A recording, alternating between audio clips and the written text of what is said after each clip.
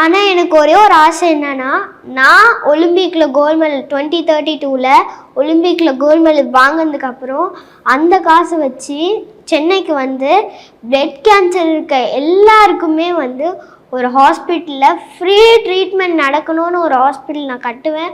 அந்த ஹாஸ்பிட்டல் பேர் டாக்டர் ஷியான் உசனி ஹூ பேரை வைப்பேன். Wow, so great. இவ்வளோ ஒரு அன்பு, இவ்வளோ ஒரு பாசம் அவர் மேலே உங்களுக்கு இருக்குன்றது அவருக்கும் தெரிஞ்சது வந்து ஒரு நல்ல விஷயம். இப்போ நீங்கள் இந்த நேரத்தில் அவர் இங்கே இருக்காருன்னு நினச்சிட்டு ஏதாவது ஒன்று சொல்லணுன்னா என்ன சொல்வீங்க? ஹூ வந்து என் கூட இருக்கணும்னு ஆசைப்பட்டேன்.